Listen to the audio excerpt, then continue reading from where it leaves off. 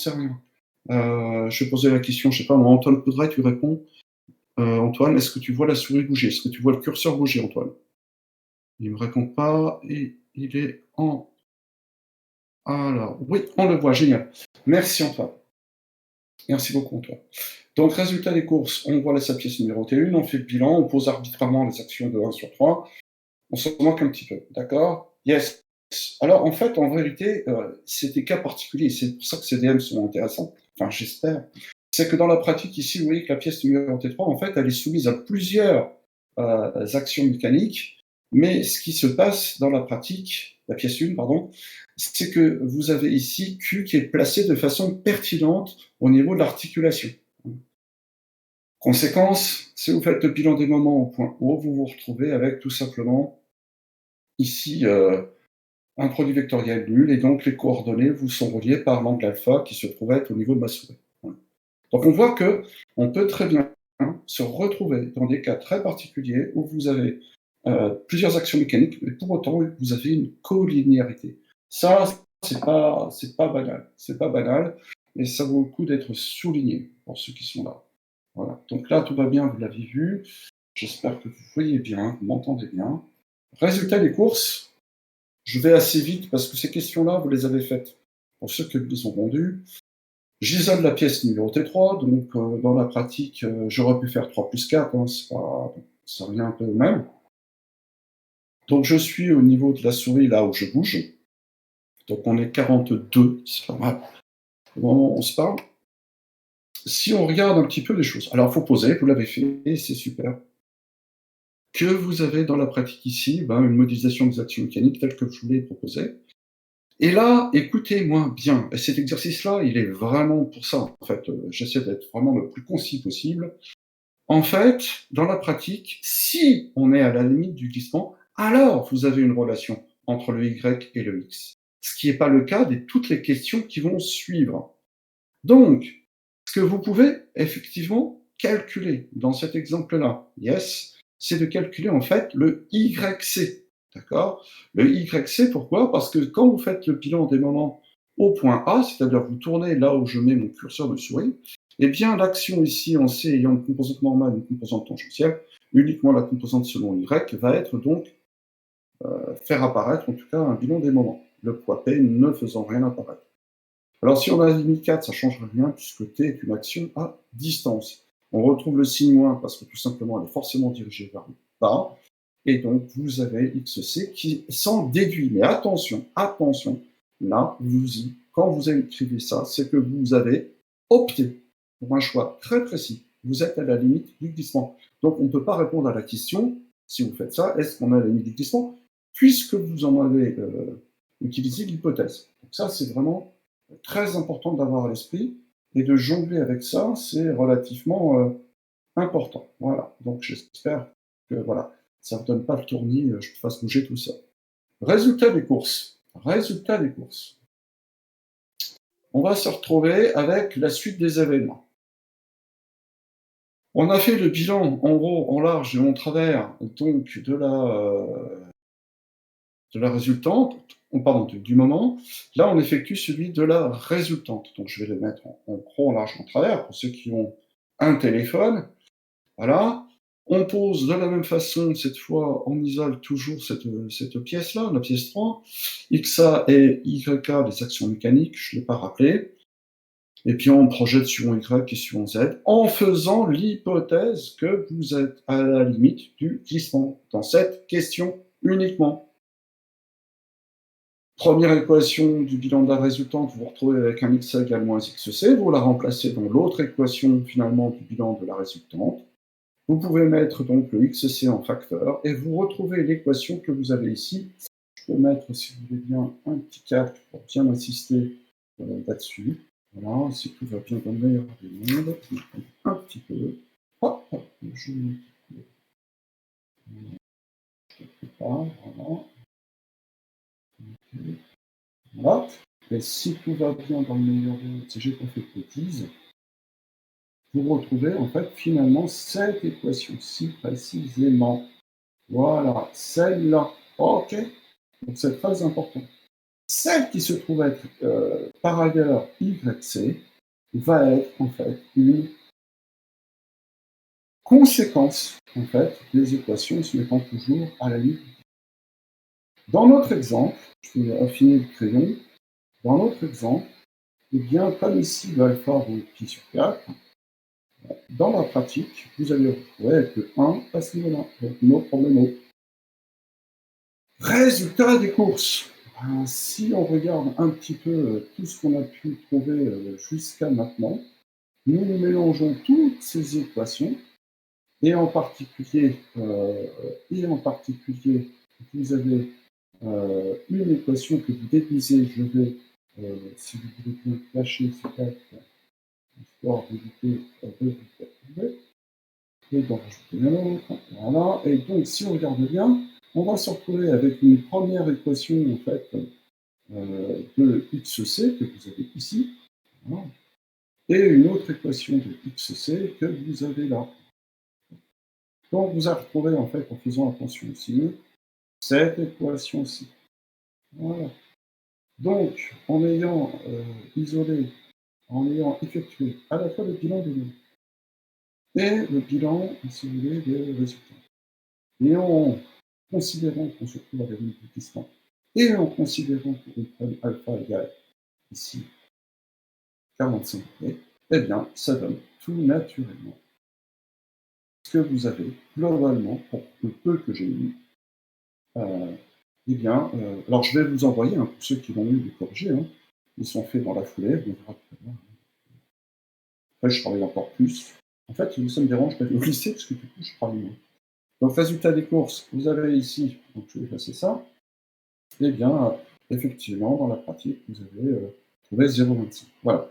Donc, je vais retirer ces petites annotations et arriver aux questions qui vont nous intéresser plus précisément.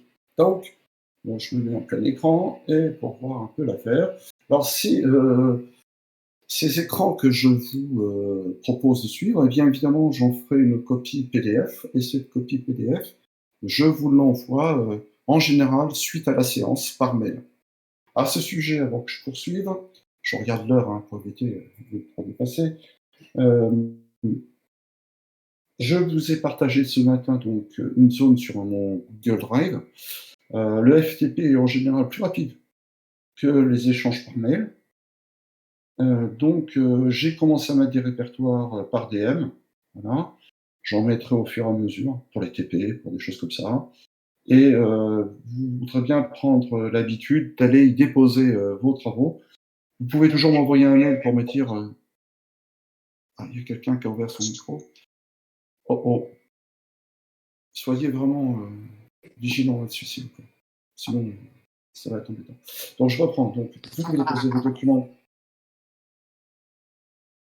Vous pouvez déposer vos documents sur, sur Google Drive et normalement, ça devrait bien se passer. Bien. Alors, question 4. Alors, question 4, on va regarder un petit peu ensemble. Donc ici, on trouve application numérique, pardon. Question 4, c'est juste application numérique, je ne l'ai pas tout en tête. Il suffirait de prendre les différentes valeurs, hein, et grosso modo, ceux qui ont pu le faire, vous avez pu observer que vous aviez trouvé ces valeurs-là. Tout va bien dans le meilleur. Bien. On arrive sur la question 5. Donc, sur la question 5. Voilà. Et là, je vais essayer d'insister lourdement. Alors, tout ça, c'était fait en LaTeX. J'ai copié les images. Donc, je me suis fait un peu suer pour que ce soit à peu près propre. Et puis, quand je dois répondre aux questions, eh bien, j'y répondrai avec mon stylo. Ici, qu'est-ce qui se passe? Cette fois, vous n'avez plus le fait d'avoir forcément alpha qui vaut 45 degrés. Donc, tan alpha est différent de première chose. Deuxième chose, et c'est très important, je vais revenir un peu en arrière. Quand je fais tan alpha, et que donc lui, il vaut plus donc 1, de même, l'angle, je vais peut-être le faire en rajoutant un calque. Voilà, je vais reprendre la figure à ce niveau-là. Voilà, voilà, yes. Eh bien, à ce moment-là de l'histoire, vous avez des actions mécaniques du bâti sur 0 qui ont une composante normale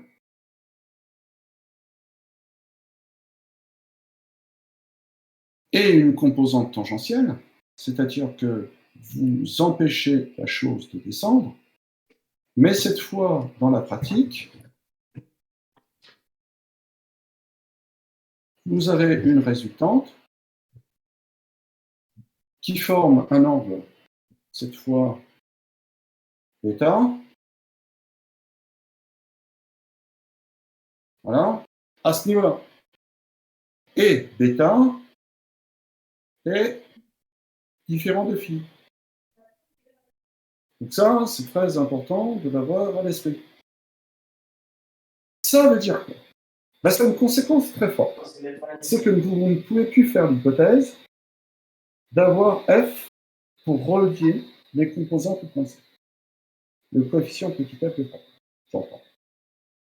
Ça veut dire que dans les équations du PFS que nous avons évoquées précédemment, eh bien, il faut uniquement je l'utilise sur son téléphone, je ne peux pas regarder mes cours.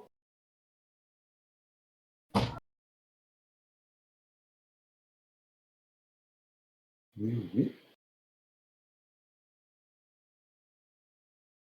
Donc, résultat de course ici, vous avez cette expression de YC qui est vraiment déterminée directement par le théorème du moment statique. Celle-ci, c'est une déduction. Autrement dit, je ne peux pas l'utiliser. Parce que si je l'utilise, ben, j'ai déjà répondu à la question, donc c'est complètement inapproprié. Voilà. Même punition, même combat, quand ici je trouve dans le PFS cette égalité, que je remplace cette chose-là dans mon équation, j'obtiens derrière XC. Et cette expression de XC, celle qui est ici, elle a été obtenue sans aucunement faire l'hypothèse de la limite du distance. Autrement dit, là encore une fois, cette équation-là, c'est une déduction. Donc je ne peux pas les utiliser. Voilà la difficulté réelle de CL. Bien se rendre compte de ce que l'on a sans aucune hypothèse et ce que l'on a parce qu'on forme des hypothèses.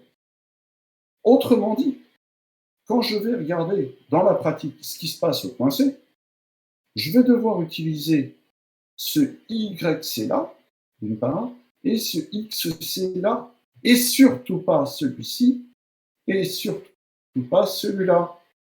Voilà ce qui est intéressant dans ce domaine et qui mérite toute votre attention. À partir de ce moment-là, ça devient un jeu d'enfant. Il n'y a rien. Hormis, si ici, je reprends dans la pratique, ici j'avais XC, si vous voulez, et ici j'avais YC. D'accord. Donc, on voit que cette action mécanique, elle se retrouve finalement dans le troisième cadran. Autrement dit, les composantes XC et YC sont de même signe. Autrement dit, l'expression de la tangente n'a pas à faire apparaître un signe négatif. Donc, si je reviens à mon histoire, je reviens dans l'expression de tan bêta. J'espère que tout le monde va bien. Voilà, c'est ce que j'ai fait hier. Voilà. Tan bêta que vous avez là, vous remplacez évidemment tan bêta, vous obtenez cette expression après, je dirais, le rapport des fractions, et surtout, c'est là que les Athéniens s'éteignent, et surtout, ici, vous avez non plus, à ce niveau-là, dans la pratique, le coefficient de frottement, mais la condition de non-arc-bouton. Vous me faites confiance, vous faites la manip, vous isolez un alpha, et vous arrivez tout doucement à ça. sans trop s'énerver. À partir de là, vous faites tendre T vers l'infini. Attention. Dans notre exemple, en fait, grand R était égal à 2R, ok, c'est 12 cm et 6 cm. Comme cette équation doit toujours être vérifiée, ben je la vérifie dans le pire des cas, quand on imagine que ce terme-là, celui qui se trouve ici, devient négligeable. Résultat de course, vous avez 1 plus 2, 3 et vous retrouvez l'équation. Alors vous allez me dire, monsieur, c'est bien gentil, tout ça, n'y aurait-il pas moyen de le voir graphiquement? Ben, c'est le petit bonus que je vais essayer de vous montrer.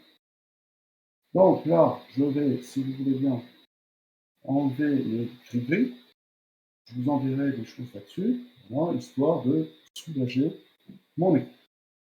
Donc je vais passer à un commentaire en faisant une résolution graphique et en, évidemment, m'appuyant sur tout ce que vous savez jusqu'à maintenant.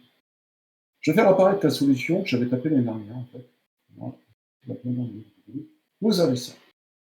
Voilà. Et je l'avais faite en live. Je n'ai pas envie de la refaire en live. J'ai trop de corrections à faire pour l'instant.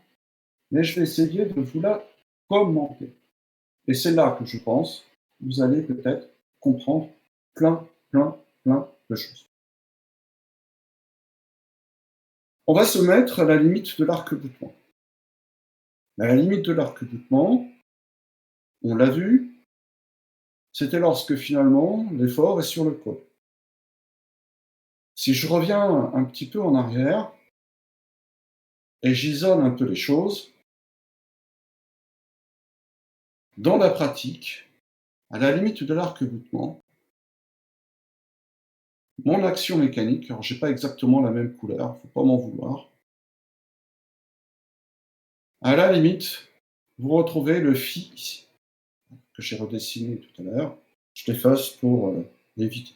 J'espère que vous avez bien vu. De même, dans la pratique, vous avez, prendre une autre couleur, vous avez l'action mécanique associée finalement à la pièce 1, ça n'a pas changé, qui est forcément collinéaire, quelque part, à ça. Et on voit que là, il y a quelque chose qui ne va pas. Je ne suis pas concurrent. Mais pourquoi? Parce que ici, dans la pratique, j'ai pris le alpha, bon an, mal an, que j'avais dessiné pour illustrer la figure. Voilà. Ok? Bien. Donc, si vous avez en tête cette figure, ça devrait bien se passer. Je vais enlever tout ce que je viens de faire, histoire de ne pas polluer mon travail, et me concentrer sur cette affaire. Si vous avez devant vous toujours les actions mécaniques, ben vous dites, bon, au départ, je fais C. Et je serai à l'équilibre lorsque, en passant par le point A, et le bilan des actions mécaniques et l'action qui passe par C sont toutes les trois concours. On a juste un petit problème. C'est qu'en vérité, vous avez deux actions. Je reviens. Vous avez l'action ici, je vais rajouter un cap qui est pollué. Voilà. Vous avez l'action ici qui est T. Et vous avez le point.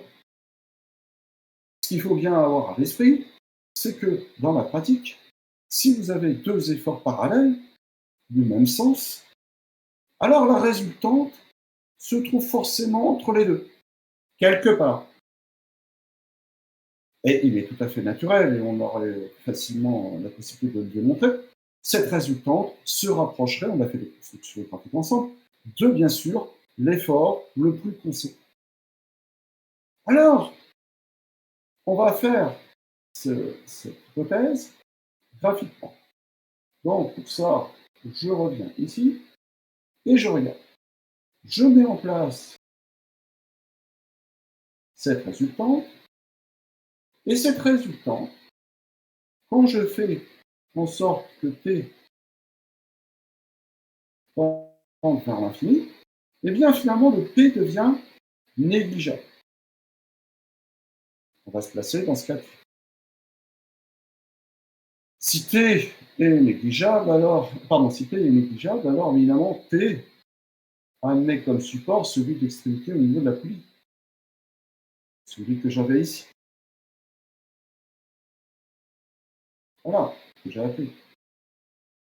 Autrement dit, si je continue mon histoire, eh bien dans ce cas-là, je me mets à la limite du glissement et j'obtiens un point d'intersection E, avec le support de R, plus précisément de T, si je néglige P. Résultat des courses, si on est vraiment encore coincé, c'est que l'action au niveau du point A passe par ce même point E. Cette valeur de alpha que je considère, eh bien, on va la considérer comme étant, on va la désigner par alpha max. Donc, c'est ce que j'ai voulu vous dire sur le petit blabla que j'ai évoqué juste en dessous. C'est-à-dire que j'en arrive tout doucement à cette partie-ci, là, où vous observez tout simplement un tout petit peu de trigonométrie. La distance que je cherche, cette distance petit a. Donc l'alpha max, je le retrouve ici. Résultat des courses, j'ai une première expression de cette valeur de A, qui est R par alpha max. Cet angle phi, en vérité, je le retrouve ici. Résultat des courses, vous obtenez cette deuxième expression. Donc, tan alpha, comme la fonction tangente est une fonction croissante, est forcément inférieure à tan alpha max. Et c'est tan alpha max, on vient de démontrer par une analyse géométrique cette fois, que dans la pratique, vous avez petit r plus grand R sur petit r. Or, grand R étant égal à 2 petits r dans notre exemple, on retrouve très exactement la même conclusion. Mais cette fois, on s'est débrouillé pour effectivement le comprendre graphiquement. Et je crois que c'est très important parce que le passage, si vous voulez, d'équation en équation, c'est un jeu de puzzle où on oublie à un moment donné, même assez rapidement, je dirais, la physique des choses, ce qui se produit. Donc ici, l'idée, c'était de vraiment prendre le temps de vous amener à visualiser un petit peu ce qui se passe concrètement. Voilà. J'espère avoir été assez clair. Encore une fois, je vais, si vous voulez bien, nettoyer ma figure, la recadrer. Et ce document, je vais vous l'adresser dans la foulée du live. Voilà. Nous allons passer une petite demi-heure ensemble pour voir ça. Alors, vous m'enverrez les questions, d'accord? J'aimerais, si vous voulez, continuer et battre le fer tant qu'il est chaud. Alors, je vais vous proposer, alors j'ai pas eu le temps, parce que je pense à trop de choses en même temps et à un moment donné, je sature, tout simplement. Je vais vous montrer une application qu'on va concrétiser ensuite sur un exercice. Si en 1 heure, on fait ce morceau de cours, plus un petit exo, et l'exo qui va derrière, très franchement, je serai super content. Dans la pratique, on va s'intéresser maintenant, si tout va bien dans le meilleur des mondes aussi, à une application concrète. Et donc, si vous avez une feuille, ou si vous avez l'opportunité d'enregistrer, ou si vous avez l'opportunité d'effectuer une capture d'écran, eh bien, n'hésitez pas à le faire. J'enverrai ce document, je me répète. Une des applications simples, assez simples, que je vous propose, de toutes ces formules très compliquées qui nous embêtent, ce sont les calculs de centre de gravité. Bien. Faire passer le chat dans la gorge. Voilà. Résultat des courses. Vous avez dans un premier temps ici, je vais rajouter une feuille sur laquelle écrire. Voilà. Et si tout va bien, voilà. Vous avez ici, je déplace, ok. Hop. Voilà. Vous avez ici, en indé. Alors en fait, XOG, je ne l'ai pas écrit, mais évidemment que OG, son expression sera en fonction du type de coordonnées. Et ça, c'est la chance, absolument la grande chance qu'on a pu avoir avant de se quitter. Imaginez que je me mette dans le cas de coordonnées cartésiennes. Alors, vous auriez XG porté par X, plus YG porté par Y, plus ZG porté par Y. Voilà. Donc on voit bien que si on effectue, si je veux par exemple XG, on y reviendra tout à l'heure, pardon, XG, j'ai dit, dans ce cas-là, je vais un OG scalaire X. On est bien d'accord. Okay. De la même façon, si je veux YG et si je veux ZG. En fait, les centres de gravité ne sont ni plus ni moins que des formules générales de la moyenne. Il faut juste se concentrer sur le domaine d'intégration pour faire nos calculs. Est-ce que c'est clair? Domaine en... Alors, où on voit que c'est une moyenne, parce que du coup, on divise par la longueur du segment. Donc, on pourrait faire, si j'avais ici un segment, dans un système de coordonnées O, X, Y, eh bien, je serais capable de choper ici, quelque part, le point G, en ayant dans la pratique, tout simplement, un élément, je vais zoomer si vous voulez bien, hop, pour que vous voyez bien, hop, voilà, ici, un petit élément. Ce petit élément, c'est le fameux DL. Et, je vais changer de côté. Ici, effectivement, tout ça, c'est la longueur L. Voilà. Donc on moyennise la localisation des points M. Point M serait un point qui se trouve ici, sur le support. Et on aurait comme ça la possibilité de gérer. Voilà. Alors comment on le fait? Eh ben, c'est tout le truc de la suspense de la chose. Donc ici, hop, je vais effacer ça. Et si vous voulez bien, je vais enlever les écrits ou pas, parce que j'ai pu prendre le nom de calque. Donc je vais être obligé de faire comme ça. Hop, hop, hop. C'est pas grave. J'espère que vous avez compris. J'en ai pas pour longtemps, je peux disparaître. On va l'effacer. Je préfère le faire disparaître pour pas produire le document que je vais vous envoyer. Voilà, je me mets dans le bon cadre. Voilà, donc l'idée est assez simple. Je vais mettre ça à plein écran. L'idée est assez simple. Vous avez un certain nombre de possibilités en fonction du type de coordonnées. À la place de L, de S ou de V, vous pourriez très bien utiliser M comme la masse pour travailler donc en centre de gravité. Alors, l'idée ici, ça va être de travailler sur une portion de disque.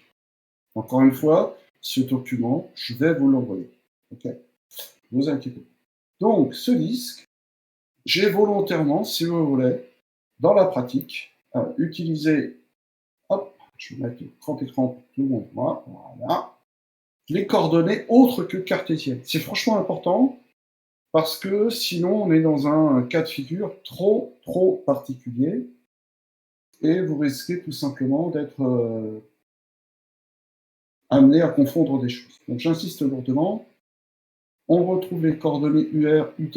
Je vous ai mis ça dans le document distribué juste avant qu'on se quitte. D'accord ? Et cette fois, je ne m'intéresse pas à la longueur ici du segment, je m'intéresse à toute la surface que vous voyez là. D'accord ? Soyons très clairs. Donc, si on revient un petit peu en arrière, eh bien, on est obligé de mettre un point M, très clairement les jeunes, on a ici une représentation plane d'un problème, le système de coordonnées le plus approprié, je vais revenir un petit peu en arrière, eh bien vous l'avez tout de suite imaginé, on va se mettre en coordonnées polaires, c'est-à-dire 2D, ou pour qualifier la situation d'un point grand M, vous avez tout simplement le rayon au point O, et puis une position angulaire définie par θ, sachant que ce θ va être compris entre deux bornes, moins alpha et plus alpha, qui vont correspondre, si vous voulez, au segment de camembert par de pizza, si vous voulez, que vous souhaitez. Première chose, alors les prochaines fois, on verra comment on peut s'y prendre, mais les prochaines fois, je vous enverrai une feuille blanche, que vous pourrez, si vous voulez, compléter, si j'y pense. On a vu que donc on va s'intéresser, si vous voulez bien, à cette première forme. Et là, il est super important de lire, comme tout ce que j'essaie de vous faire, ce qui est écrit ici. On n'a pas besoin de sortir de Saint-Cyr pour considérer que le point G, ici, à l'écran, se trouve sur l'axe des abscisses. D'accord? Autrement dit, est-ce que j'ai besoin de calculer OG dans son entièreté? La réponse est non, évidemment. Donc, résultat, c'est ça, voilà. Résultat, on va simplement s'intéresser à XG. Et comment je vais trouver XG? Comme en mon habitude, quand je le fais en cours, je répète pour la énième fois cette chose-là, je vais avoir à faire le OG scalaire X. Oui, mais monsieur, vous m'avez dit que vous mettez en coordonnées cartésiennes, polaires, et là vous nous mettez un scalaire X. Ça n'empêche pas de calculer des choses dans différents référentiels. Souvenez-vous du début de l'année, on dérivait par rapport à un référentiel, on avait en fait, dans la pratique, une expression la plus concise du résultat dans certains autres référentiels. Donc, si je reprends tout ça, on sait que dans la pratique, si je l'écrivais de façon assez violente ici, on se retrouvait avec, sur le domaine D, comme on l'a fait en cours, du OM scalaire X ds. Alors pourquoi le X, on a pu le rentrer dans l'intégrale? Voilà. Ça, c'est une vraie question Gauthier, pour les matheux, qu'est-ce qui aime bien déjà? Bon, surtout Gauthier. Voilà. Et en fait, il faut bien comprendre, Gauthier, que l'intégration, en fait, lors de cette intégration, en fait, le repère x, y, c'est-à-dire la figure, ici, ne bouge pas. Autrement dit, le x est une constante. Alors que le m, lui, bouge. Donc, on voit bien qu'il faut faire super attention au petit x qui désigne le point m, ou tout du moins l'abscisse du point m, et le vecteur grand x, petit x aussi, mais avec une petite flèche au-dessus, qui désigne l'axe selon lequel on calcule. Et donc, on a besoin de calculer un certain nombre de termes. En couleur pour ceux qui voient mal. Voilà, donc j'ai besoin de calculer en particulier ici le point, la surface S. Voilà, c'est ce qu'on ferait en temps normal. C'est notre première séance. C'est plutôt moi qui vais travailler. Voilà, je vais effacer tout ça. Je vais limiter les interactions avec ce que je veux. Voilà. Donc, comment on calcule cette affaire? Alors, je reviens à mon outil. J'en suis ici.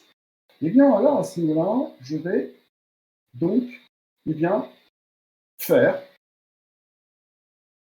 le choix, comme j'ai fait le choix des coordonnées polaires, eh bien, cette fois, vous reprendrez avec une certaine rigueur, attention, que l'élément, finalement, que je n'ai pas redessiné sur ma figure, si vous voulez, l'élément de surface en coordonnées polaires, le voilà. On sait que normalement, c'est l'intégrale d'une intégrale, c'est ce que j'ai écrit ici. Sauf que la chance qu'on a dans notre cas de figure, c'est que les bornes sont indépendantes. On a du bol. Pourquoi? Parce que si je prends une valeur de θ arbitraire, le rayon variera toujours de 0 arbitraire. Et si je prends un rayon arbitraire, je varierai toujours entre moins alpha et plus alpha. Voilà, voilà la raison élémentaire, basique, avec laquelle on peut discuter longtemps, mais voilà. Résultat des courses, comment allons-nous faire pour calculer ça? J'ai besoin du OM. Le M, je l'ai déjà évoqué. Donc, regardons un petit peu ce qui se passe. Eh bien, dans la pratique, j'essaye, si vous voulez, de bien mettre en place les différents changements. Donc, dans le OM, je lui ai fait subir un scalar X. Bah, dans ce cas-là, ça fait le X. Résultat des courses, ça explique la chose que j'ai ici, le X qui est là. Yes, bah, lui, il n'a pas changé, il est toujours ici. D'accord. Donc, à partir de là, c'est là que le choix des coordonnées, ici les coordonnées polaires, vont donc du coup développer un calcul bien évidemment plus facile. Si je regarde ici ce qui se passe, la valeur de x, évidemment, c'est r cosinus θ. On n'a pas besoin de sortir l'essentiel. Résultat des courses, ce changement de variable étant d'une pertinence effroyablement efficace dans notre exemple, je refais la manip de tout à l'heure. Il n'y a pas de raison que je ne fasse pas la même chose. Je fais donc l'intégrale d'une intégrale. J'ai choisi arbitrairement, si vous voulez bien, de mettre l'intégration selon θ à l'intérieur. Vous le savez, avec les éléments de cours de la semaine dernière, on pourrait très bien, et parfaitement bien, inverser ces deux intégrales. Résultat des courses, si vous êtes un tant soit peu curieux, en effectuant le calcul dans les bornes qui vous sont proposées et en remplaçant S par l'expression que, évidemment, on avait faite en cours à un moment donné, eh bien, tout simplement, vous arrivez ici au niveau du résultat. Oui, monsieur. Oui, monsieur. Est-ce que c'est possible? Est-ce que c'est possible? Voilà. Et donc, il faudrait simplement essayer de se dire le résultat. Bon, d'abord, il est positif. Déjà, c'est pas parfait. Ensuite, si vous ignorez le sinus alpha sur alpha, alors ça s'appelle le sinus cardinal. Je renvoie au cours avec M. October. Le sinus cardinal fait cette chose-là. D'accord. Mic Là, c'est on, le sinus mic X off. sur X, pour ceux qui détestent le alpha. Et qui adorent. Voilà. Et il vaut 1 par limite, c'est calculer la limite de ça. En fait, le sinus X, on va complètement limité. En gros, le sinus X, au premier ordre, fait X moins X. Alors, je crois que c'est moins X sur 3 sur 3. C'est plus. Bon, là, je doute un petit peu, je ne sais plus, peut-être. Mais en gros, au premier ordre de vos X, on va bien plutôt qu'à la limite, dans la pratique, vous allez tomber sur un sinus sur X qui est là, c'est pour le clin d'œil subjectif. Bien. Donc, résultat des courses, ce terme-là, cette partie-là, elle est petite courbe, de toute façon, dans la pratique. Et puis, vous observez qu'à l'avant, vous avez 2 tiers de R. Ben, 2 tiers, c'est plus petit que 1. Très clairement, ça nous permet de justifier, si vous voulez, que le centre de gravité se trouve, évidemment, entre 0 et 30. Ça fait partie. Voilà, ça marche. Alors, je vois les questions déroulées. Je vais y répondre. Voilà. Noé, tu suis un petit peu. Je sais que tu n'as pas beaucoup dormi, mais je te félicite de ça tout de même, évidemment. Tac, et toi, je vais l'effacer, je reviendrai. Je prendrai les questions. Alors ça, c'est l'intérêt, si vous voulez, de Discord. C'est dans la pratique, Pierre, et tout ça, c'est que du coup, j'ai vos questions en dur, et donc je vais pouvoir les prendre et y répondre. Voilà. Donc, résultat des courses. Voilà un petit peu, je vais raconter à ma femme, sinon j'en ai plus trop. Voilà.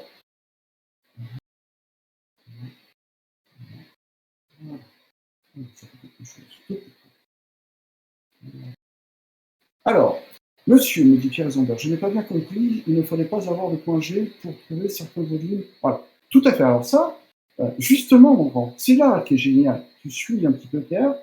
C'est-à-dire que dans la méthode de bulletin, celle que je pense apprécier le plus, il faut le connaître. D'accord? Donc, dans la pratique, ça nous permet, si vous voulez, de le déterminer, ce point G. En XG, en YG. Tout à fait. Là, par exemple, ça va être bizarre, très bizarre, Pierre Alexander, mais dans la pratique, je vais prendre un brush, je vais le remettre en rouge. Si cette surface-là, tu vois, cette surface-là, je m'amusais à la faire tourner autour de Y. Un peu comme ça, Pierre. Donc, j'espère que tu vois bien. Voilà. Eh bien, ici, dans la formule du bulletin, j'aurai le fameux S que je viens de calculer. Et je viens de calculer, dans la pratique, le fameux, le stylo peine un peu, parce que j'ai pas le fameux RG du cours. Et comme j'ai déjà une surface, eh bien, cette chose-là, très bizarre, je peux en calculer le volume. C'est un volume un peu space. On se serait la corde. D'accord, ce serait quelque chose qui tournerait autour et qui aurait comme section, c'est-à-dire si je coupais un endroit donné pour une valeur de phi, si on revient dans les coordonnées, le fil qui va de 0 à 2 pi, mais pas forcément d'ailleurs, pas des utilité avec 2 pi, le terme de déclin fonctionne toujours, et bien me permettrait de calculer ce truc. Alors d'où sort le R2 Noé, Théophile y a répondu, merci Théophile. En fait, il y a un R qui vient dans la pratique, alors, désolé, je joue avec plusieurs choses en même temps.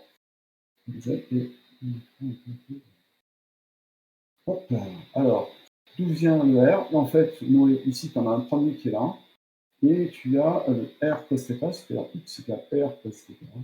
Et quand tu prends ce R-ci et ce R-là, on se retrouve avec un R carré. Donc, on a un ici, on a un là, et ça fait ça. Ok, je sais que tu as compris, mais je préfère être très très très clair et en perdre le moins possible. C'est vraiment très important. Voilà, nous avons passé 3 quarts d'heure ensemble, vraiment, juste déjà sur ces petites choses-là. Ce que je voudrais qu'on fasse maintenant, c'est peut-être, avant de nous lancer encore dans des calculs, on va prendre quelques instants si vous voulez bien. Je vais commenter un petit peu quelques dessins, j'en ai vu très peu. Encore une fois, j'ai attendu et j'attends toujours jusqu'au dernier moment. Alors évidemment, ça c'est pas une correction aussi détaillée. Par contre, l'intérêt du distanciel, et je demanderai l'autorisation à chaque fois à la personne considérée, eh bien, en distanciel, on peut faire un nouveau cours de dessin un petit peu différent, dans le sens où on peut prendre des exemples et voir ce qui est bien et ce qui n'est pas bien, voilà. Ou moins bien. On va être voilà. Calcul, on va souffler quelques secondes, surtout que derrière, vous avez un live en physique, peut-être. Donc vous allez souffrir aussi. Donc, résultat des courses, je vais me passer un petit peu en mode, voilà, je vais vous montrer en vrai comment je corrige vos dessins. Voilà, alors si vous voyez le live, alors, je vais voir avec ma souris si je le vois. Voilà, eh bien, voilà, je vois que vous devez voir. Sur le côté, ici, là où j'ai ma souris, je ne sais pas si vous voyez, eh bien, j'ai en fait le PDF de chacun d'entre vous, ou les PDF, ça dépend si c'est un DM ou si c'est un dessin. Et je peux me permettre, si vous voulez, de commenter donc chacun de ces dessins et puis de travailler dessus. Alors, Baptiste Jacquet, s'il est là, et que vous êtes 40, on est 44 là, Baptiste Jacquet, peux-tu me dire, tu peux enlever ton micro, si je peux montrer ton dessin? Oui, Adrien Michelot, on peut me le rendre jusqu'à jeudi. Je voudrais juste vous montrer des exemples, histoire que vous fassiez encore mieux, Adrien. Le but du jeu, il est surtout pas de vous embêter, il est là pour vous donner envie. Voilà. Donc je reprends, je ne sais pas s'il m'entend, Baptiste Jacquet, je ne sais pas s'il est là. Et s'il est là, je veux bien qu'il aille me dire dans question ici s'il est OK. Merci. Je demande à chaque fois, c'est plus poli. Bien, donc voilà le travail de Baptiste. Merci Baptiste d'abord. Bien, donc, résultat des courses, voyons un petit peu notre affaire. Voilà. Donc ça, c'est intéressant. Franchement, on fait les choses autrement. J'espère qu'on fait mieux que Chaptal, Oscar. Hein, donc il faut qu'on fasse mieux que Chaptal. Voilà. Donc, je me mets ici, mais tu leur dis pas surtout, hein, sinon t'es grillé. Donc, j'ai mis une note pour l'instant, si tu veux, de mon ressenti, de ce que je trouve être, si tu veux, intéressant, d'accord? Et parce que c'est vraiment un sujet de concours. Prenons Baptiste et tous les autres, et tous les autres. Et c'est ça qui est intéressant. Je dis, on peut faire les choses autrement. Toujours se battre pour faire les choses autrement. Et ça ne veut pas forcément dire moins bien ou mieux, c'est autrement, c'est autre chose. Prenons par exemple, Baptiste, ce que j'ai pu écrire sur ta copie à ce niveau-là. La pièce qui se trouvait ici, je vais me mettre là, je vais l'appeler la pièce 1, si tu veux bien. Voilà, celle-ci, d'accord? Histoire que on puisse tous me suivre. Et puis cette pièce-là, la pièce 2, d'accord? Ok? Voilà, on voit bien les choses. Ok, ça change un petit peu. Résultat des courses, si on observe ça, et j'espère que tout le monde voit bien, j'ai fait quelques essais avec ceux qui étaient là, eh bien, il nous faut un jeu ici aussi. Hein. Parce que là, je tape. Hein. Potentiellement, je tape entre finalement l'arrière du vérin et d'une part, et puis cette pièce que tu as imaginée. On y reviendra. Cette pièce, tu vois, je vais effacer du coup. Hop, et je vais mettre là. Cette pièce, tu as imaginé dans la pratique la faire avec une protubérance, Baptiste. Oh, il y a un arrêt sur image. Qui a un problème? Léopold? Ah, qu'est-ce qui se passe, Léopold?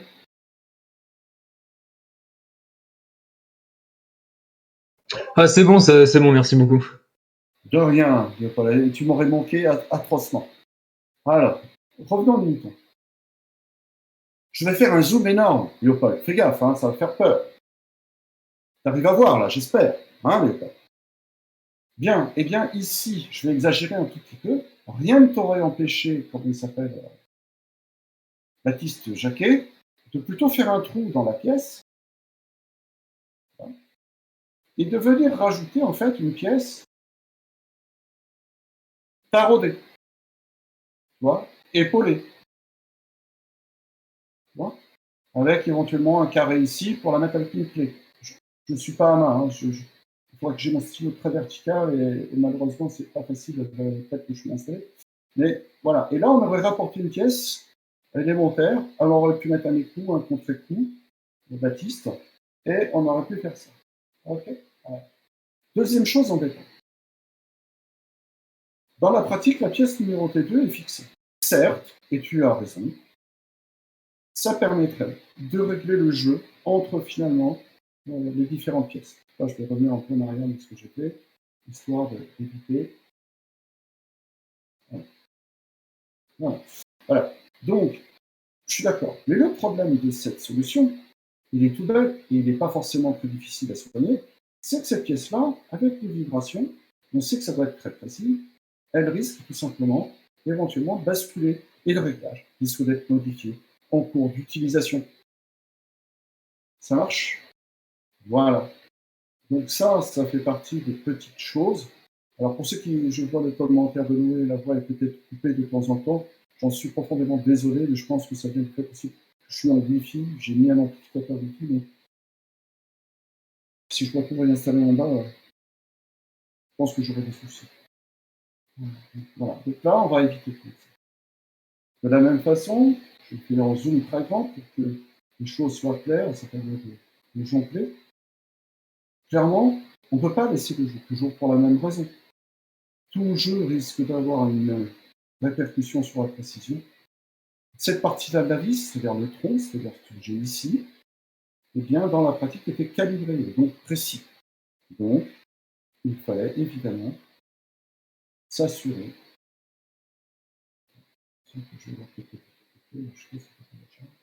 Voilà. Bien. Donc voilà pour cet exemple-là. C'est pas grand-chose. Il y a des choses peut-être plus embêtantes à voir. Ok.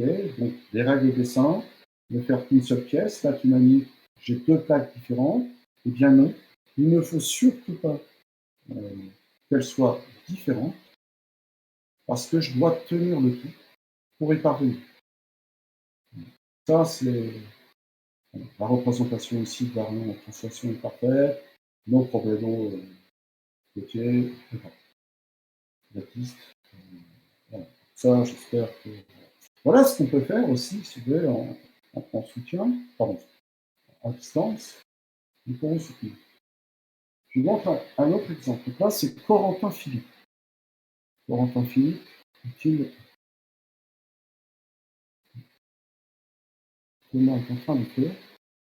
Faut-il faire les pointillés de l'empreinte de la CHC? La réponse est non, Thomas. Non. Les pointillés, vraiment, dans un dessin d'ensemble, tu les feras. Uniquement, si vraiment tu ne peux pas faire autrement. Pour des vis, franchement, le concours ne se résume pas à ça. Et pour des pièces, dans ce cas-là, Thomas, il faudra peut-être les numéroter comme j'ai fait tout à l'heure, ces pièces, et envisager de faire une vue complémentaire. Voilà. Donc, Corentin Philippe, puis-je montrer ton dessin? Merci, Corentin. C'est important de respecter les gens. Donc, ici, je vais montrer le travail de Corentin, à qui j'ai mis 20. Par rapport à ce que j'ai reçu, Corentin, je t'en félicite. C'est super. C'est super pour plein de raisons. Une des raisons ici, alors je vais mettre, je ne vais pas faire de bêtises, écrire un peu de calque, on va faire le zoom. Une des raisons, c'est ça. Corentin a défini, tant bien que mal, et plutôt bien que mal d'ailleurs, les formes de ces différentes pièces. Et ça, le jury, mais je peux vous jurer, alors là, c'est le jackpot. Plus personne ne sait dessiner. Tout le monde fait plein de TD de calcul, que les gamins, ils en ont marre. Et je pense qu'on a toujours entre 1 et 2 points d'avance nationale. Je ne parle pas de dixième de points, je parle de points. Parce que tout simplement, on continue à travailler nos dessins et on s'améliore en permanence. Il y a effectivement quelques petites choses perfectibles. Mais globalement, à un moment donné, il faut être honnête. Les choses me semblent vraiment d'une très bonne facture. Un travail comme celui-ci le jour du concours, mais franchement, c'est top. Si je prends ici l'écrou, verrouille, on n'est pas obligé de l'écrire. Maintenant, tu l'écris, et limite, tu as clarifié ton intention. Mais on voit très bien, Baptiste Jacquet, j'essaie de prendre 2 exemples. Ça fait 13, c'est pas. Attention, Baptiste, c'est bien aussi. Mais on voit très nettement ici la possibilité de bloquer, en fait, une fois que le réglage est donc obtenu. Reste un tout petit défaut que j'aurais pu sanctionner, mais en même temps, on est en confinement. Les types envoient les dessins. Voilà. C'est qu'ici, on donnait dans l'énoncé qu'il ne fallait pas dépasser 1 mm du niveau du jeu. Voilà. Bon, oui. Autre chose, la vis doit être en appui. Ce qu'on calibre, bien sûr, c'est la périphérie de ce vis, mais évidemment, son fond, bien orthogonal. On ne la fait pas. Je me suis vraiment embêté vendredi avec vous à vous emmener devant ces rectifieuses. Toutes ces surfaces coûtent cher, c'est des vis qui coûtent un bras, tout simplement parce qu'elles sont rectifiées et donc hyper précises. Donc, il faut utiliser. Donc, voilà, il aurait fallu le mettre en appui. Ici, il y a un petit souci d'intersection plan-cône. On s'en moque un petit peu. Et ici, voilà. Ici, je peux reprocher une seule chose, si vous voulez. Je n'ai pas fini de tout corriger, mais j'ai trouvé ça super. C'est que si on suit avec soin, si vous voulez, le canevas imposé par l'énoncé, les coussinets sont montés dans l'autre sens. Mais très franchement, ce qui est étonnant, c'est que des fois, les prix ont des prix super rapides et des fois. Si vous avez une réponse, je suis prêt. Donc, résultat des courses, voilà. Je trouve ça super. Et voilà comment ces dessins, je peux en faire quelque chose de différent. C'est-à-dire que tout le monde puisse en profiter. Je trouve ça très très bien. Je trouve ça super. Alors, magnifique. Merci, Léopold. Merci, Léopold. J'aimerais que tu comprennes une chose très importante.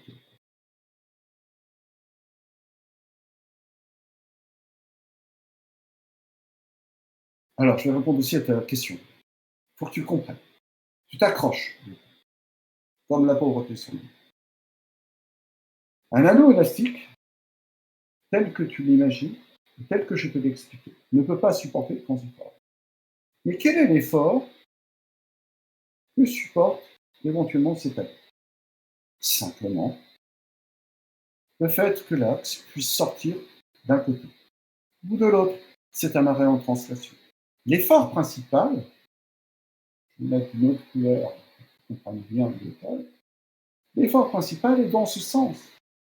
Et dans ce sens, tu m'aurais mis un anneau élastique, je te l'aurais refusé. Dans la pratique, en fonction des ajustements et en fonction des vibrations, il faut évidemment que cet axe-là ne puisse ni sortir d'un côté, ni sortir de l'autre. On aurait pu très bien, ici, envisager d'épauler d'un côté la pièce et faire un seul anneau élastique. Mais en tout état de cause, Léopold, tu n'as pas d'effort dans cette direction-là. Je ne sais pas, Léopold, je ne l'ai pas mise dans mes... Voilà. Alors, est-ce qu'on pourrait, Paul Massenet, et c'est bien... Vous voyez, c'est intéressant, on dialogue, et je trouve que c'est vraiment autre chose, quoi. Et c'est pas... C'est ça. Ouais. Je remercie encore vraiment beaucoup de temps.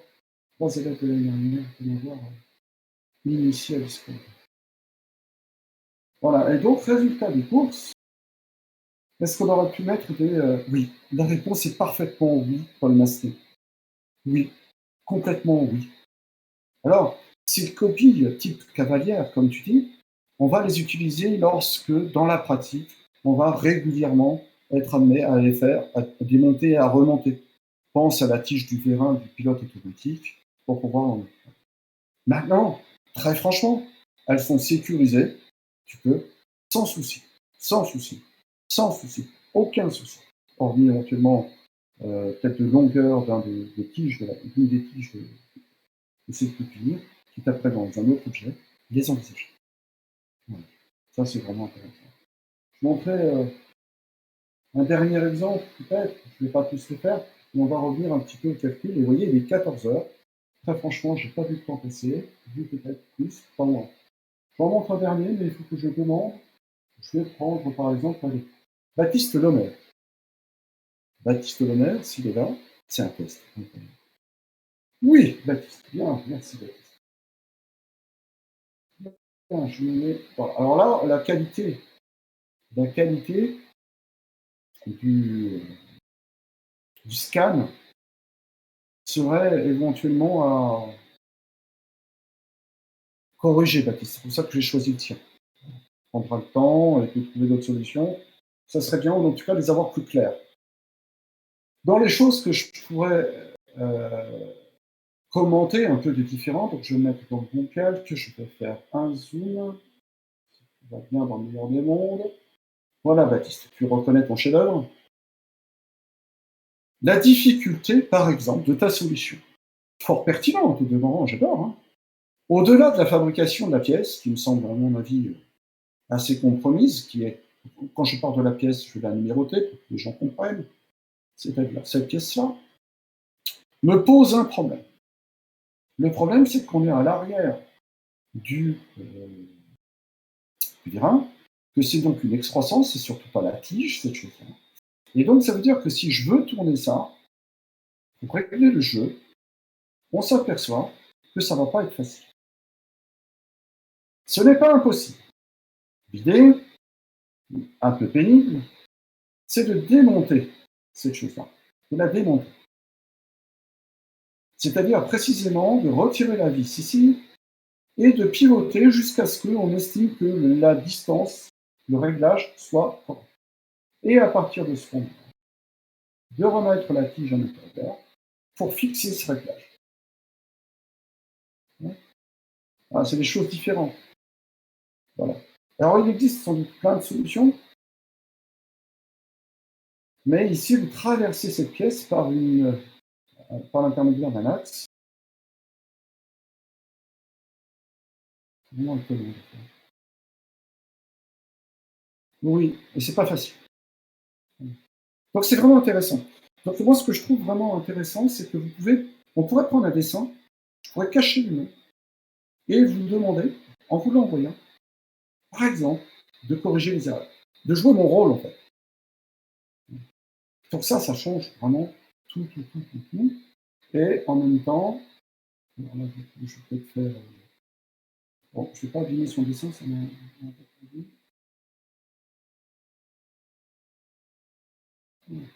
Nickel. Bien. Voilà. Donc ça, si vous voulez, c'est un autre travail. C'est un travail sérieux. Pour l'instant, je ne l'ai pas évalué. D'accord. Il y a des choses intéressantes. Il faut respecter les règles de dessin, Baptiste. Ce que j'ai voulu dire précisément à ce niveau-là. Voilà, je passe pour éviter de trop polluer ton dessin. Voilà. En soi, comme il y a la rotule, il faut prendre en compte l'angle rendu possible grâce à cette dernière. Tout à fait. Tout à fait. Et c'est pour ça que dans l'énoncé, Pierre Isambert, on précise que le jeu latéral de cet outil, cette tolérance, vous lirez bien, elle est de 1 mm de chaque côté. Sachant que cette partie de rotule a une certaine largeur, Pierre, on peut imaginer que du coup ça tape suffisamment bien, on va dire, lors d'une micro-rotation, pour que ce réglage ne soit pas, comment dirais-je, trop perturbé, trop impacté. Voilà, tout à fait, Pierre. J'aimerais continuer sur un exercice que vous poursuivrez. Promis, je vous laisse à 14h30 au plus tard pour vous poser une demi-heure et travailler avec Madame Canet dans la foulée. Mais voilà le style et la façon dont je vois les choses. Alors la suite, et je vous en donnerai évidemment pour jeudi les tenants et aboutissants, se trouve dans le recueil 14. Et nous sommes en distance. Je ne peux pas faire le cours vraiment comme celui que je fais au tableau. Ça me demanderait, je suis très honnête, un travail que déjà j'en fais beaucoup. Là, j'y arrive plus. Il faudrait que je fasse tous mes dessins dans AutoCAD pour donner une idée. Le dessin que vous voyez là, peut-être, si vous voyez ma souris bouger, ça a été fait dans AutoCAD. Ça a été fait, il y a une copie d'écran. Ça a été fait dans Affinity-Photo. Et tout le reste a été fait dans la tech et c'était ramené dans Affinity. Donc c'est un vrai travail de fou pour que vous compreniez tout. Alors cet exercice-là se décompose en plusieurs questions. Et ce que j'aimerais que nous fassions ensemble, c'est d'en faire qu'une seule. D'accord? Aujourd'hui. Et ensuite, vous réfléchirez à la suite passionnante, intéressante, compliquée, bref, en un mot, à vous de choix. Pour comprendre et essayer de suivre, je vais essayer de bien insister sur quelques points. J'espère que vous voyez bien, même sur un téléphone portable. D'une part, l'eau, plus vous allez profondément, et plus évidemment, la pression, et vous le savez, est conséquente. On fait l'hypothèse, communément admise, que la pression, c'est-à-dire le F de M, dont je rappelle que F de M, c'est la pression finalement vectorisée dans le cas du 2D.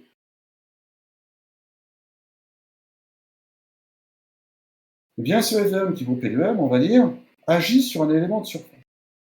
Pour bien comprendre cet élément de surface, je me suis placé. Alors, je vais me mettre ici, je vais rajouter un calque. Ici, crac, voilà. Je me suis mis, s'il veut bien, hein, je vais prier. Hop.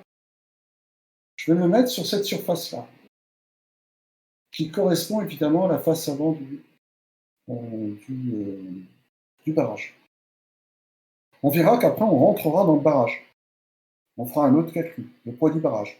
la section trapézoïdale. Spacieux. Donc, si je regarde ici, et je fais un zoom, tout le monde voit, très clairement, je vérifie que je ne fasse pas de bêtises, on aura ici un élément de surface, je me dis epsilon, qui sera égal à une petite quantité dy par une petite quantité dz. C'est la zone que vous avez là.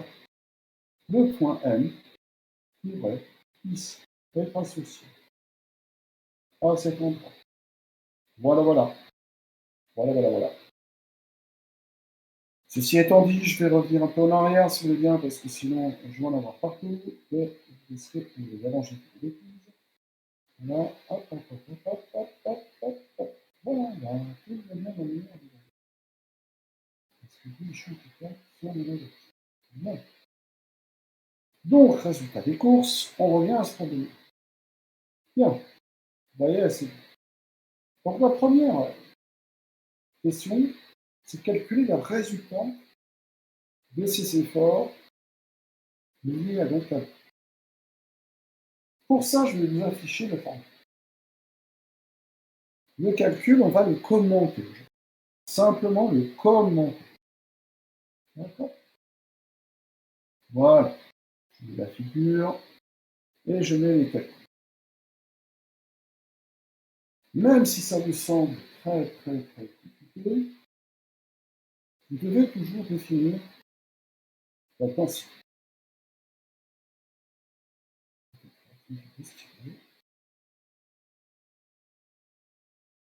Voilà. FDM. C'est quoi FDM? C'est un ensemble de vecteurs, c'est un champ vectoriel. Comme on va l'avoir pour le magnétisme, on va l'avoir. Donc le F de M, en vrai de vrai, c'est tout ça. C'est ce bazar-là. Voilà ce que c'est que F de M qui fait peur. Des fois, il est volumique, des fois, il est lumique, et ici, il est surfacique. Ah, waouh. Et j'en fais quoi, ça? Eh bien, si vous me suivez toujours encore et que vous n'êtes pas devant une série télé, eh bien, on peut déjà, dans la pratique, dire que c'est une quantité algébrique parce que cette densité, elle admet une seule et même direction. Tous les petits éléments, qu'ils soient grands ou petits, ne sont portés vectoriellement que par x. Oui, d'accord, monsieur, et alors? C'est déjà pas mal. On rappelle ici ce que vous avez en DS. J'ai passé du temps à vous le redessiner là-bas. Dans la pratique, tout le monde peut suivre. D'accord, monsieur. Bon, jusque-là, ça va. Et là arrive le travail qu'il faudra que vous fassiez. Sinon, vous allez être embêté. Voilà. C'est-à-dire qu'il va falloir faire une hypothèse. Et cette hypothèse, elle s'appuie pour moi sur votre connaissance des résultats graphiques. Vous savez que si vous avez deux éléments de même sens, éventuellement, de sens opposé, et surtout parallèles, alors la résultante de ces deux éléments sera parallèle. Le point, on peut le trouver, mais elle sera parallèle. Autrement dit, cette résultante, elle est forcément portée. Il n'y a pas besoin de sortir. Autrement dit, je l'écris ici. R, ben, c'est Rx porté par X plus R, je ne sais pas, porté par Y, plus R, je ne sais pas parce que ça n'existe pas, porté par Z. Et ces termes-là ne changent pas. Autrement dit, pour obtenir Rx, qu'est-ce que je fais? Ben, je prends le R et je fais scalaire X. C'est magique, c'est la projection sur X. C'est ce que finalement on obtient ici. Du coup, on obtient cette expression-là avec, dans la pratique,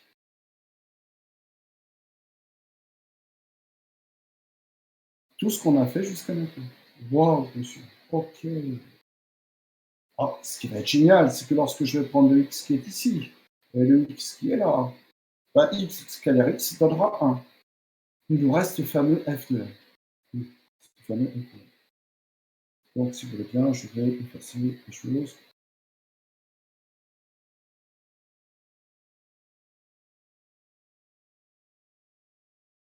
Voilà. OK. Et là, il faut piger. Tout à fait, Marcel Bénur, Joe Gauthier. C'est tout ça fait ça.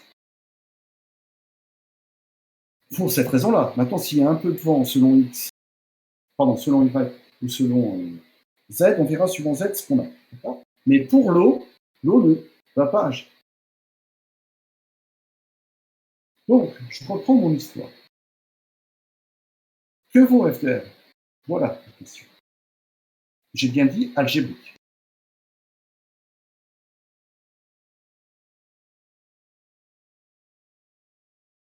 Tout à fait, Marcel Bénur, Oscar Kichtou.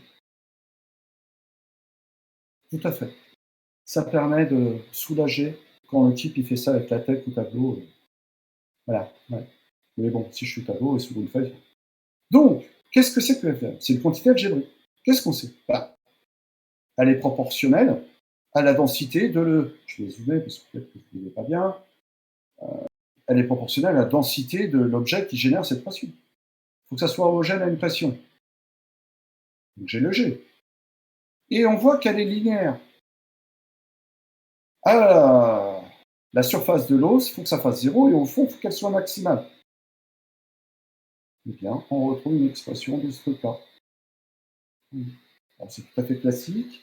C'est linéaire, c'est l'équation d'une droite. Si je prends Z qui vaut petit h, on obtient bien une pression de l'eau qui sera quasiment nulle.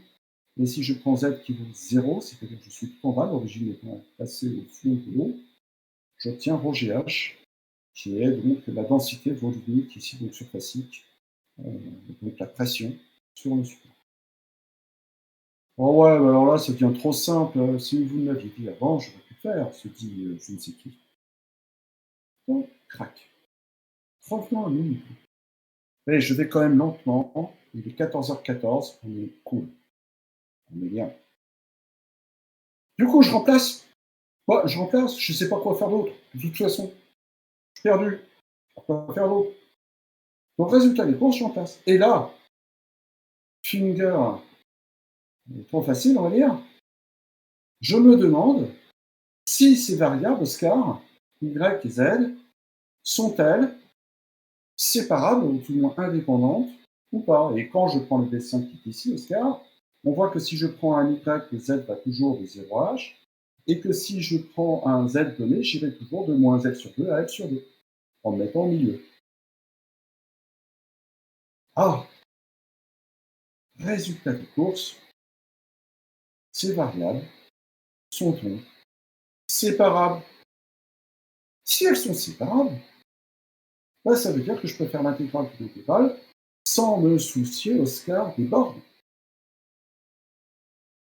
Donc je mets les torchons avec les torchons, les cravates avec les cravates. Le E, G, c'est une constante. No problemo. L'intégrale se fait de façon presque immédiate. Ouais, mais moi, monsieur, j'aime pas les maths. J'aimerais bien avoir une explication physique. Oui, on va la faire. Je vais effacer cette affaire. On ne va pas poser effectivement, je vais. On va aller à interprétation. Donc, qu'est-ce que ça veut dire? Eh bien, je vais prendre mon petit crayon. Il est 16. Je vais zoomer au grand maximum.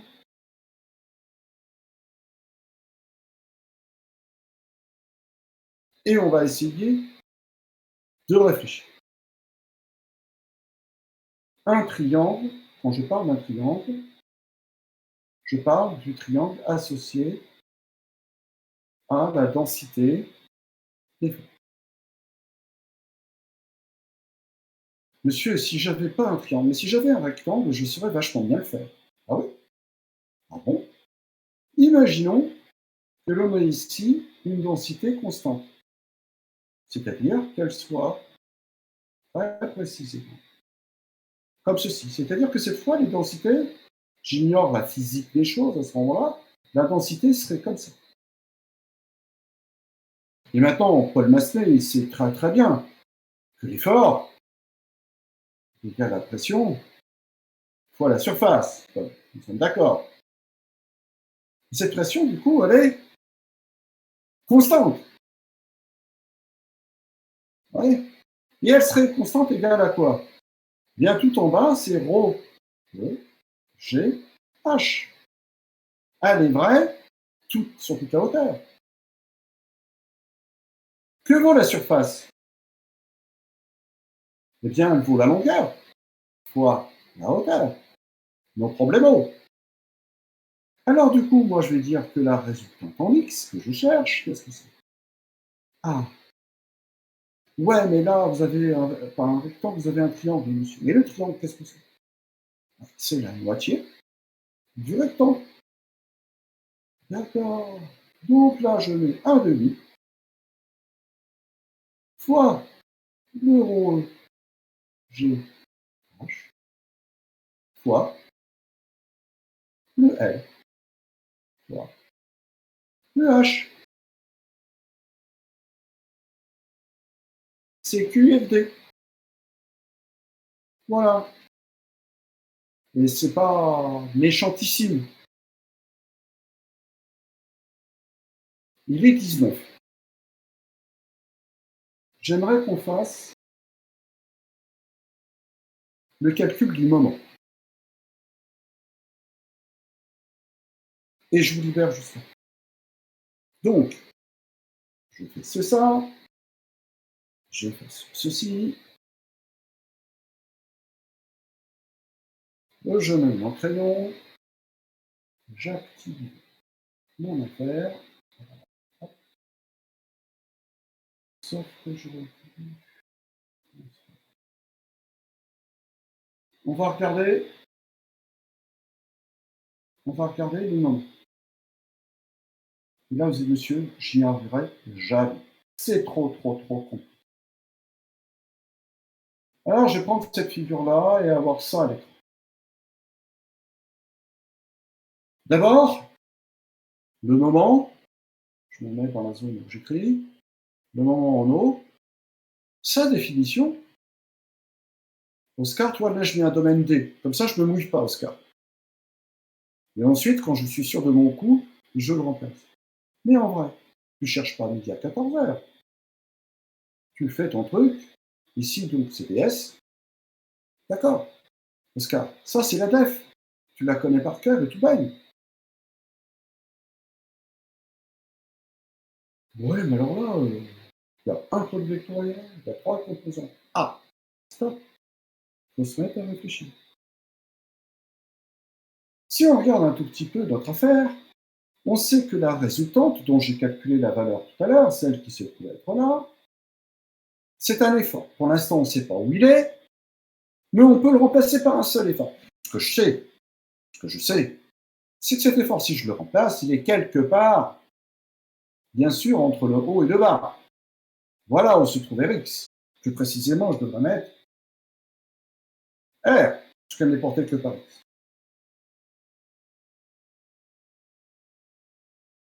OK. Quelque part, si vous voulez, je l'ai dessiné dans le plan de symétrie. Je le fais ici. OK. Et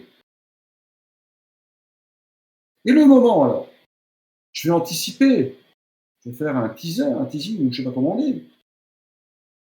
Si l'eau était remplacée par cette simple évocation de R, et en imaginant que vous n'ayez pas le sol pour retenir, on y reviendra ensemble la prochaine fois. Très clairement, qu'est-ce que ferait l'eau? Elle ferait tourner autour de Y, mon barrage. Elle ferait tourner comme ça, si je me place au niveau du point O. J'espère que vous êtes d'accord avec moi. Ah oui, mais ça change quoi? Ça change tout.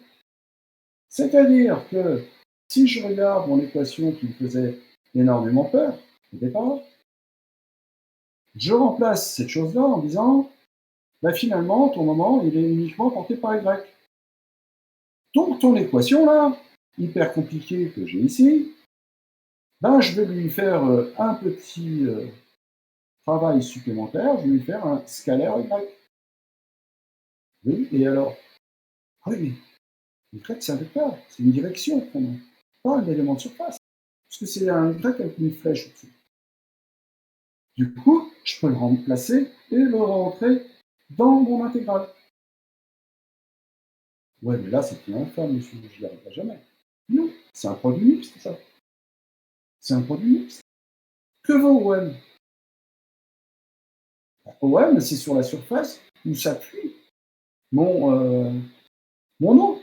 Donc, il a comme coordonnée Y porté par Y, plus Z porté par Z. Mon point M, il se trouve dans le plan, il est là, ici. Ah ouais, bon alors, oui. Ouais, et puis évidemment, c'était le même que tout à l'heure. Oui, oui, c'est le même que tout à l'heure.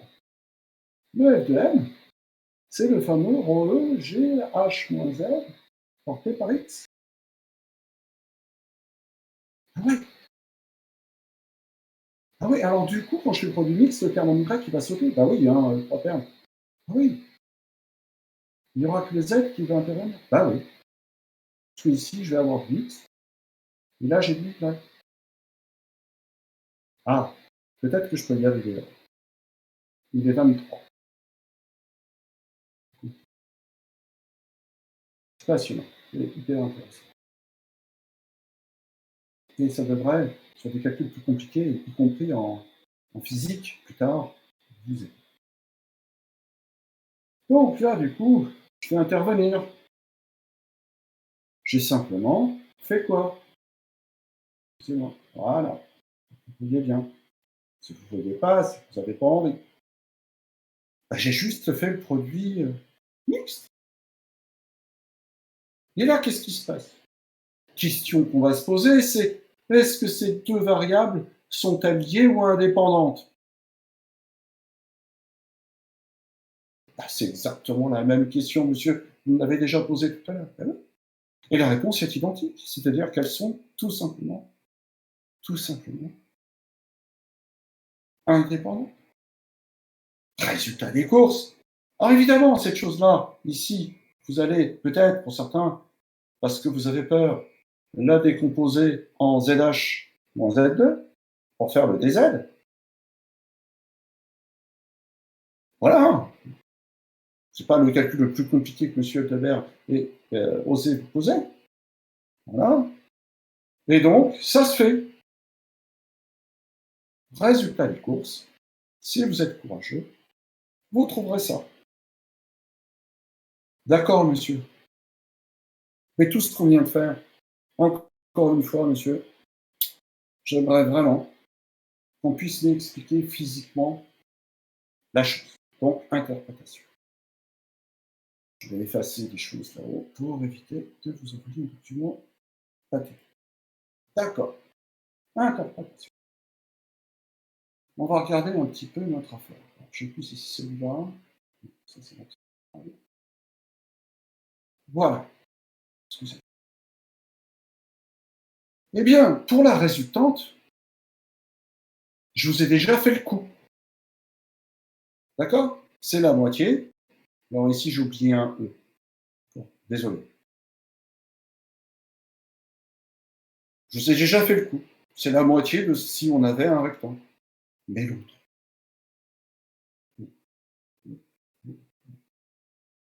Et c'est là que ça devient intéressant. C'est incroyable comment des fois le crayon, il fonctionne bien, des fois. Donc ici, je vais l'écrire autrement. Je vais mettre un tiers de H. Facteur d'un demi de ρE G L H2. Nous sommes d'accord. Est-ce que nous sommes d'accord? C'est très exactement la même chose. Sauf que ce truc-là, c'est la résultante. C'est la résultante. Et du coup, qu'est-ce que ça veut dire, ce truc-là, un tiers de H? Eh bien, ça veut dire un truc très simple, qu'on n'a pas démontré parce qu'on est en distanciel, mais qu'on fera en cours. C'est que si je prends la densité, je le fais le plus grand possible. Cette résultante, tout à l'heure, on savait comment elle était au niveau de la direction, on connaissait sa norme, mais il nous manquait une information. Où est-ce qu'elle est? Et c'est là que ça devient intéressant parce que nous l'avons fait en cours, mais vous ne vous en souvenez plus. je crois, on avait trouvé le centre de gravité, je vais le faire ici, même s'il n'est pas tout à fait là, du triangle. Et on le sait, vous le savez depuis peut-être la 6e ou la 3e ou plus tard, que le centre de gravité se trouve à 1/3 de la base. Donc ici, ça fait H sur 3. Et donc, si l'effort est horizontal, je vais changer de couleur.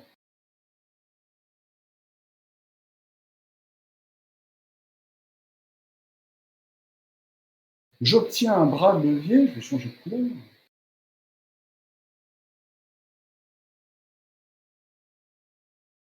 Tel que finalement, si je prends le moment autour de cet axe, c'est bien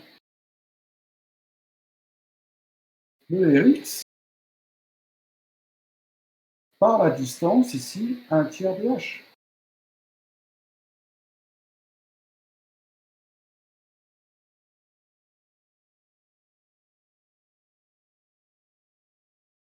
Il est 28. J'en ai perdu au moins un, voire deux. C'est pas très grave. J'espère que vous avez compris quelque chose. Je ne suis pas dans le timing. Chaque séance, je la commencerai exactement à l'heure. Et j'essaierai de donner au maximum. Au maximum.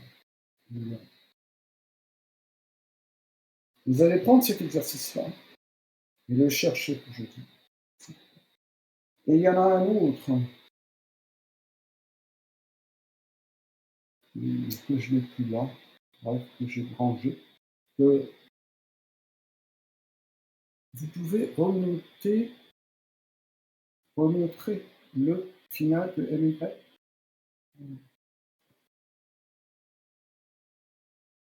Est-ce que tu vois bien? Je ne peux pas faire plus gros. TKT, ça veut dire quoi? TKT. J'enregistre le coup. T'inquiète. C'est ça. Pardon. Excusez-moi, je suis pas. Voilà. J'espère que vous avez compris quelque chose. J'espère que vous avez. Enfin